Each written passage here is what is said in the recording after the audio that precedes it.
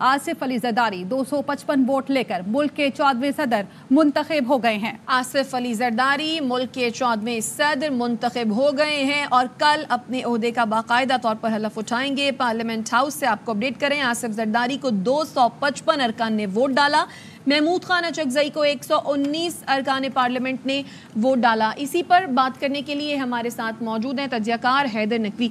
हैदर साहब, क्या कहेंगे महमूद खान अचकजई पर? आसिफ जरदारी को वाज़े बढ़तरी हासिल है, भारी अक्सरियत से वो मुंतखब हो गए हैं।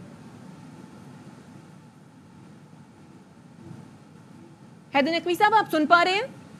जी जी, मुझे आपकी आवाज आ रही है। आप जी, मैं आपसे ये पूछ रही हूँ, आसिफ अली जरदारी मुल्क के 14वें सदर मुंतखब हो गए हैं, भारी उन्हें हासिल हुई है, इस तरह से देख रहे हैं आप उनका मुंतखब होना मुल्क के लिए, सियासत के लिए? देखें, मैं इस तरह देख रहा हूँ, एक तो सबसे पहले आसिफ अली जरदारी साहब को मुबारकबाद देना चाहता हूँ, और मैं इस तरह देख रहा हूँ जो पाकिस्तान के हालात हैं उसके हिसाब से सदर जरदारी सबसे याद। अब पाकिस्तान मुफाहमत के उस प्लेटफॉर्म की तरफ बढ़ेगा जो पिछले 5-8 साल में इस तरह बना दिया गया था कि ऐसा लगता था कि पाकिस्तान दो ग्रुपों के दरमियान जंग का एक महाज बन चुका है, दो सियासी ग्रुपों के दरमियान। अब वो जंग का जो महाज है वो खत्म होगा और इंशाल्लाह ये मुफाहमत की तरफ सारा सिलसिला बढ़ेगा, जिसकी पाकिस्तान को इस वक्त न सिर्फ सबसे ज्यादा जरूरत है बल्कि पाकिस्तानी अवाम का भी अब मुतालबा यही है कि बहुत आपस में आप एक दूसरे के साथ दस्तो गिरेबान हो गए।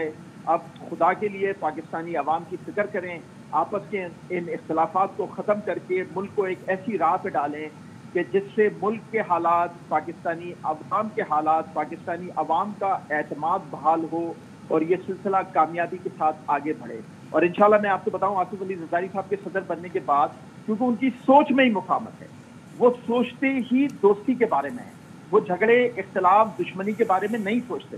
तो जिस सदर मुमलिकत की सोच में मुफाहमत हो, दोस्ती हो, वो पाकिस्तान के लिए ऐसे हालात में जो किरदार अदा करेगा वो इंशाल्लाह पाकिस्तानी अवाम भी देखेगी और दुनिया भी देखेगी। जी, जैसे कि आपने कहा कि आसिफ अली जरदारी की सोच में मुफाहमत है और मुफाहमत के हवाले से उनका बड़ा नाम है, तो क्या समझते हैं कि मुल्क में मौजूदा जो सियासी सूरत हाल है उसमें किस हद तक बेहतरी ला पाएंगे वो?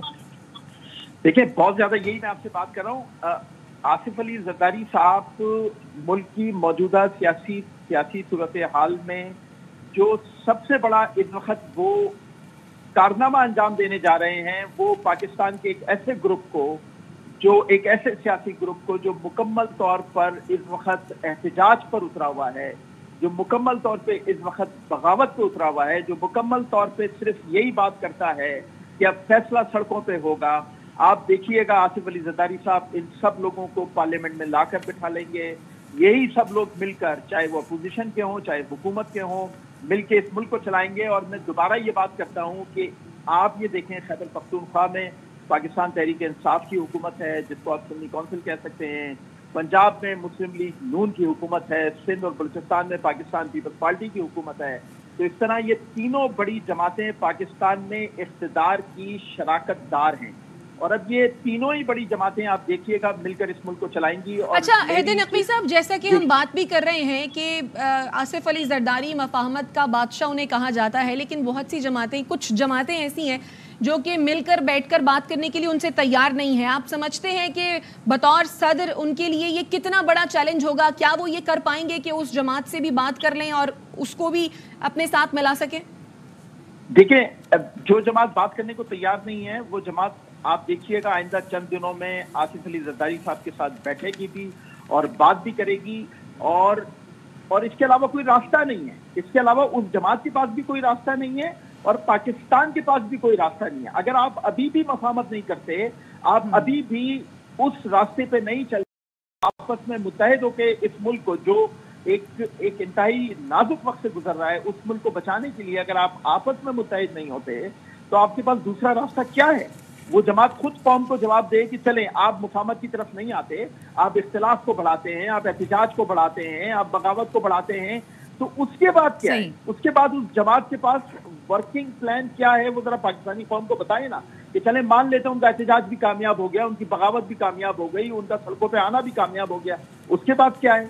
وہ کیا چاہتے ہیں اس کے بعد پاکستان سے، پاکستانی عوام سے. صحیح. حیدر صاحب آپ ساتھ رہے گا. خاور گھومن صاحب نے بھی ہمیں جوائن کیا ہے. خاور صاحب، آصف علی زرداری 255 ووٹ لے کر ملک کے 14ویں صدر منتخب ہو گئے، کیسے دیکھ رہے ہیں آپ؟